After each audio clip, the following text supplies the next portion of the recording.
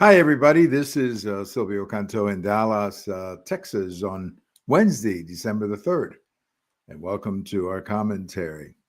Well, just very quickly, I have a post over at the American Thinker today talking about El Chapo, his two sons who've been running the business, I guess, since he was arrested. El Chapo, of course, is the famous narco from Mexico who was arrested and twice escaped from prison. Pretty dramatic escapes, as you may remember. But nevertheless, his sons have been captured and they're talking.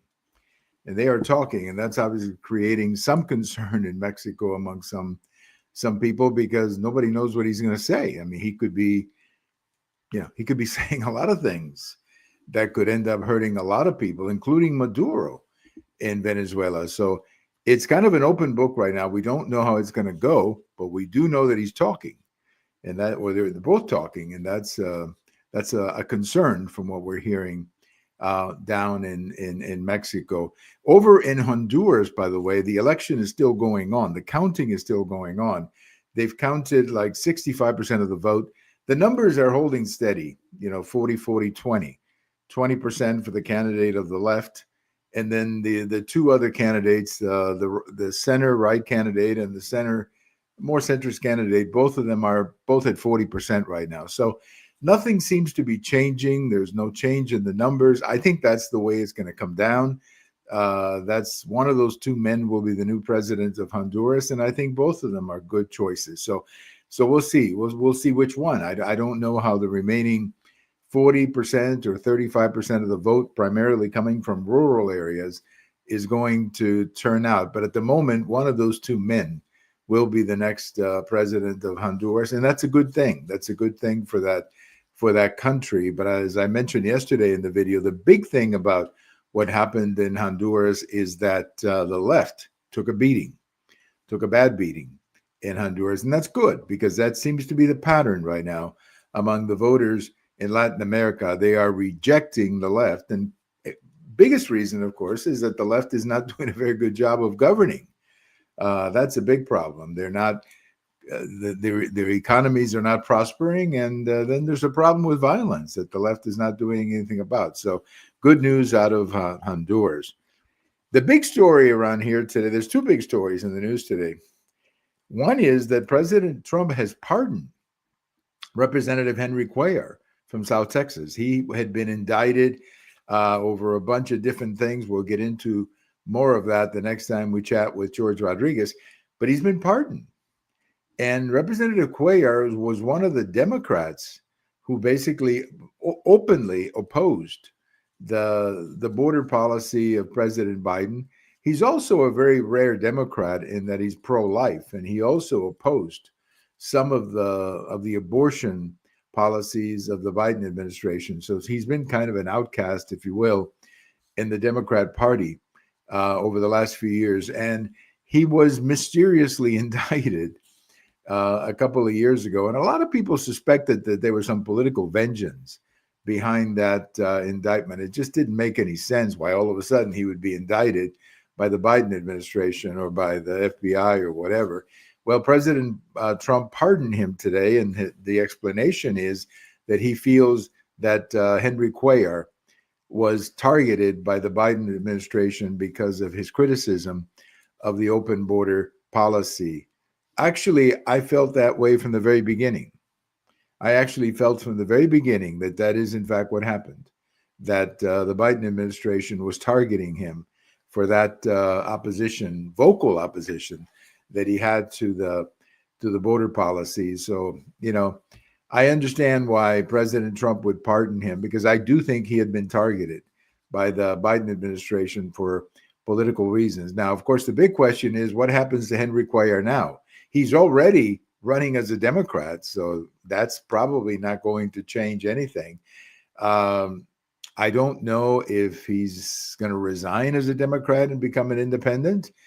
If he were to do that, then that would open up, of course, that district to a Republican candidate. But even if he ran as a Democrat in that district, I still think the Republicans have a chance of winning that district, given what's happening in South Texas. But you would have to think that that if he runs, he's going to win just because he's so well known, unless he runs it as an independent, in which case he would throw the election to a Republican. So we'll see. We'll get into more of that. I have not actually seen any reaction from Representative Cuellar yet. This happened very quickly, so I don't know what his reaction was. I assume he's happy because as I said before, I do believe they had been targeted by the Biden administration because of his opposition to the border policies. Well, they had an election in Tennessee, the 7th district of Tennessee. They had an special election because the Republican who had been in that seat, I guess, for a while, resigned from the Congress. So they had an election. There were all kinds of predictions about this election, all kinds of predictions that, the Democrat was going to win. It didn't turn out that way. The Republican won by about 9 points, 8.8, I think it was the final total. And there's all kinds of predictions about that district. Well, first of all, it is true that President Trump won the district whenever it was in 2024 by 22 points. That's true. And that the Republican this time only won the district by 9. But I think there's a big difference there between comparing a presidential turnout and a special election turnout. I think we have to take that into account. If President Trump got 22% or 22 points more in that election in 2024, what that says to me is that a lot of Democrats and independents, as well as Republicans, voted for President Trump. That's what that says to me. So if you look at this district, and by everything I've read, this is a district that is plus 10, meaning the partisan composition of this district is Republicans plus 10. That basically means that if everybody voted, the Republicans should win by 10 points. So if the Republican turns out to win by 9, that's pretty close to the partisan makeup of the district. I think he would actually win by more if this was a presidential turnout or larger turnout type election, as it will be in 2026. But the bottom line is that the Republican won. All the fear and predictions that the Democrat was going to make it close did not happen. He won by 9 points, which is a good victory. So I guess we'll just have to move on to the next election. It doesn't mean, by the way, that the Republicans should not be concerned about the midterms. Midterms are always difficult for the president in power. So the odds are against the Republicans holding on to the House if you look at history. If you look at history, the Democrats should win November 2026. That's what history tells us, that the party out of power tends to do better. The question is what the margin will be. Is it going to be a blue wave, or is it going to be enough of a Republican wave or vote to keep the House? We don't know that. We don't know that at this point. We know what history has done. We know that history has never been kind to the man in the White House in these midterms. We know that.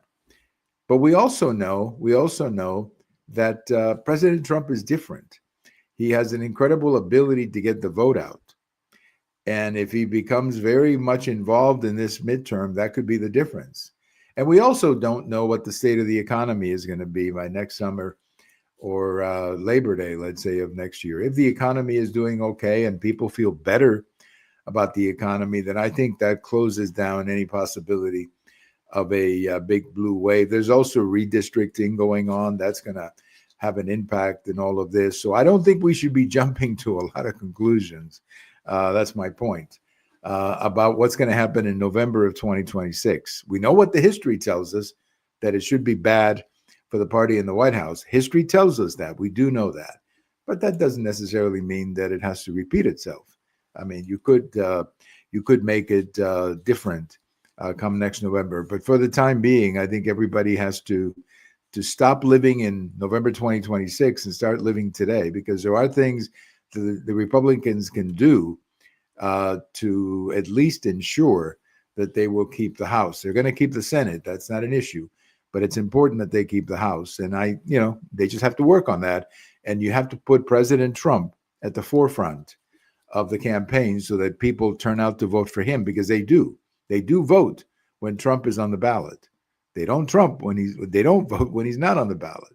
So that's important for the Republicans to understand that Trump has to be on the ballot, and that's how he's going to get more people to turn out? Well, just to leave you today with one of those little notes from history, it was on this day back in 1968 that Elvis Presley made his big comeback on television. You know, Elvis had been out of TV or live TV for quite some time. He had been making movies throughout the 1960s, you know, a lot of these kind of silly romantic movies that he made, you know.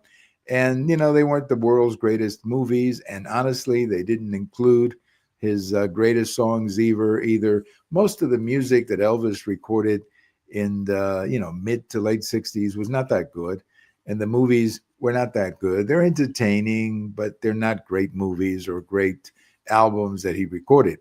But on this day in 1968, he decided to change, and he went on TV and had a TV special where the old Elvis kind of came out. And then following that that television special, he started a brand new chapter in his career. He started recording great songs again. And he also started doing all those Vegas concerts where he was the hottest act in Vegas. He was the number one act in Vegas. And there were many albums that he released of his performances in Vegas. He also released a great album because he did a show, a concert by satellite throughout the whole world. He did that from Hawaii in 1973. So on this night in 1968, the king of rock and roll went on TV, American TV, and put on a fantastic show. You should watch it if you ever get a chance. And his career changed. And from 68 until he passed away in 1977, he was quite a story, making some great records and doing some great concerts. And he really became, or kind of made up, frankly, for all those silly movies and bad songs that he recorded throughout the 1960s. So Elvis made his comeback special on this day in 1968. I recommend you watch that. You can catch it on the internet or download it or whatever. It was really a good performance by Elvis Presley back in 1968. The old Elvis came back, and you could just feel, you could tell by watching that TV show that he was really enjoying it too. You could tell he was happy to be back in that role as Elvis, the king of rock and roll. So anyway, I would recommend that you watch it, but it happened on this day in 1968. Thank you for watching. Thank you for listening. This is Silvio Canto in Dallas, and we'll talk to you later. Bye-bye, everybody.